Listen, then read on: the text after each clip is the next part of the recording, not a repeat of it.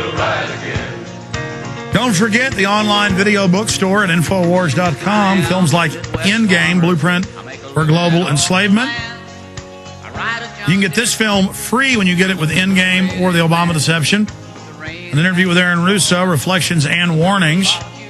Great new documentary. Global Warming, Emerging Science and Understanding. Everybody needs to see this to understand the carbon tax fraud. Fabled Enemies, the latest 9/11 film out there, breaking down how the attacks were carried out. Of course, numero uno, the Obama Deception. By the way, I gave the FBI and APD some Obama deceptions when they were here earlier. I'm not kidding.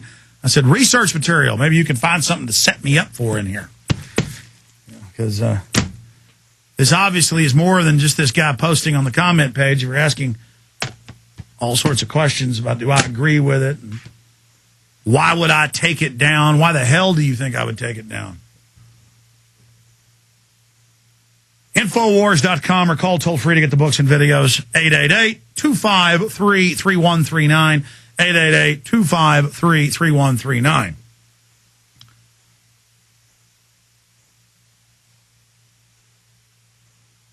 There is so much to go over, so much to cover here. Bob, I want to just go right to calls, because we rarely take a lot of calls when you're on, so you can cover the issues. But specifically, the economy, the media saying everything's wonderful now, as record repossessions, record credit card defaults, home loan defaults, car loan defaults. Just every economic indicator is we're in deep trouble.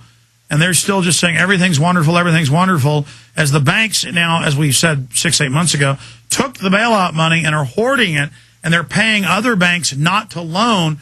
Why do they not want banks loaning? Where is the economy really going? Down.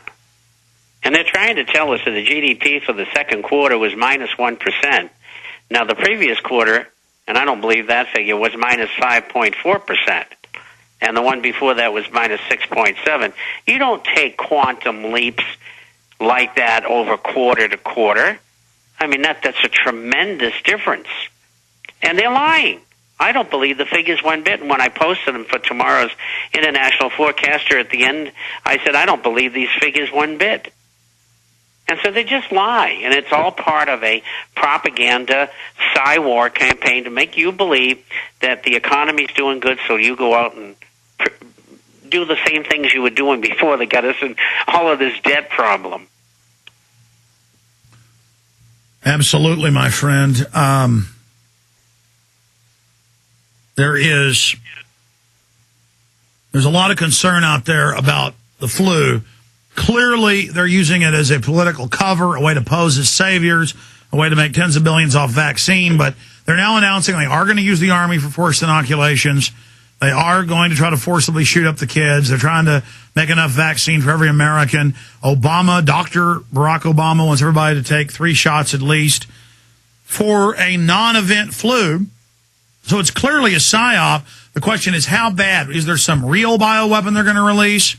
You know, that's what they talk about in their own government textbooks like Eco Science. Here's a copy of it. Drugging the water, the vaccines, how to do it. I mean, they say they're going to do it, and they've been caught doing it. I mean, but I guess it's extreme and conspiracy theory to actually read their book and then be concerned about it. And, well,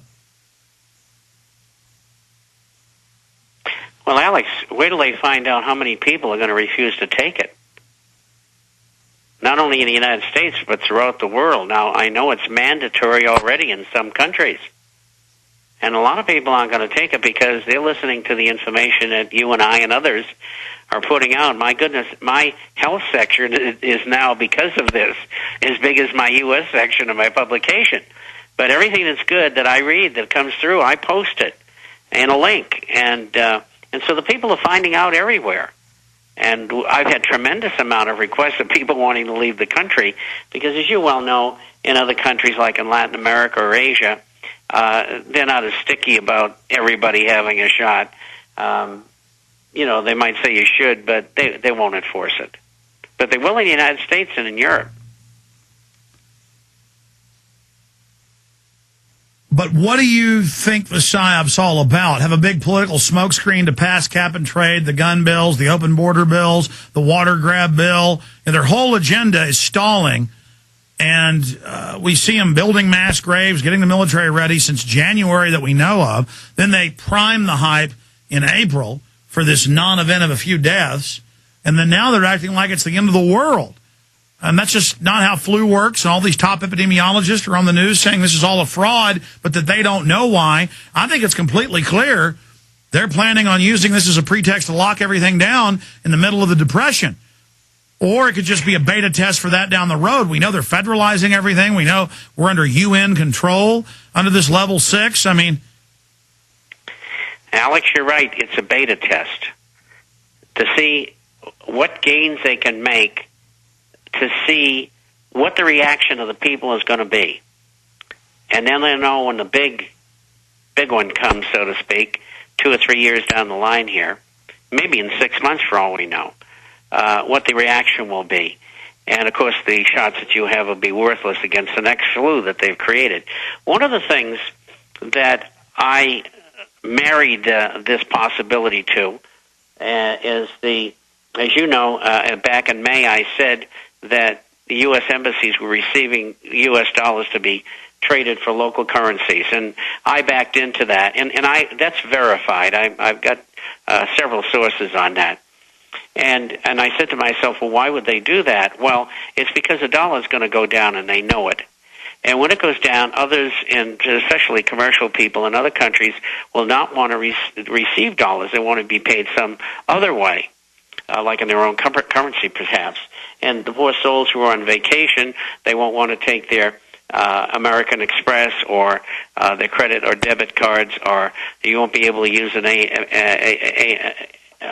an ATM card, and so on and so forth. So that's going to create a crisis.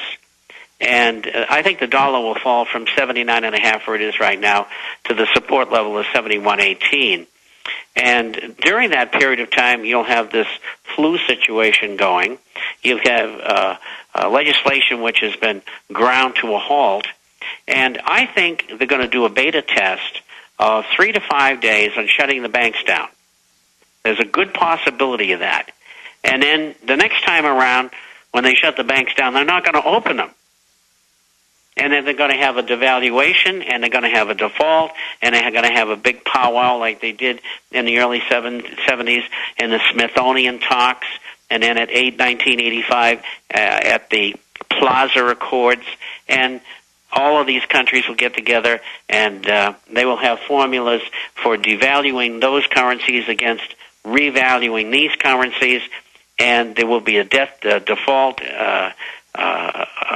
agreement. That's what they're headed for here.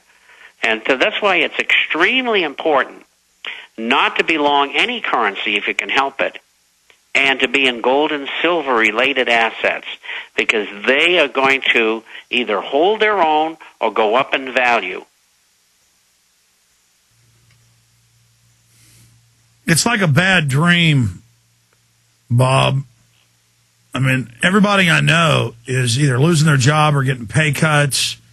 The economy's just falling apart everywhere. And they're not bringing the factories back. They're not bringing the jobs back. They are, by design, the White House economic science czar says in his own textbooks he wants to shut down the economy, and how to destroy the U.S. economy is described in here. And that's actually what is covered in the book, Eco-Science.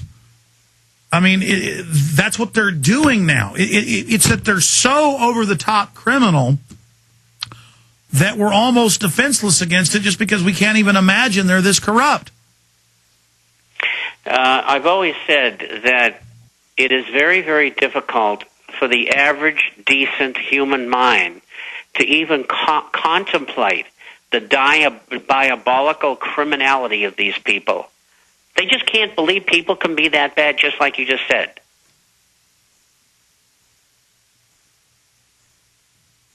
So sick. It's like a bad dream. A caller said a few days ago, and I've since been repeating this, it's true. It's like being in a car with a maniac driving it at 150 miles an hour down a road, and you know over the next hill there's a hairpin turn, a 25-mile-an-hour turn, and you're telling them, look, lunatic, slow down. It's real. There's danger over that hill. And they just say, shut up, conspiracy theorist, and you're all strapped in, and they're driving like a maniac about to kill you. And that's how I felt talking to these FBI guys. It's just... I'd tell them about the New World Order, and it's all just funny. It's all a joke. It's all a game. No, it isn't a game. It isn't a joke. It's real. It surely is. What do you see Obama doing as his approval rating plunges? Well, I predicted in January that in September, October, it'd be 40. And I guess Rasmussen has it at 45 right now or something like that. Yeah, it was Rasmussen had it 49 last week, and now it's dropped to 40 in some demographics, but overall 47. And other polls have got him at 49, 48, 47. And these are groups that normally cook polls. So he is just, well, he's plunged faster than any president in modern history.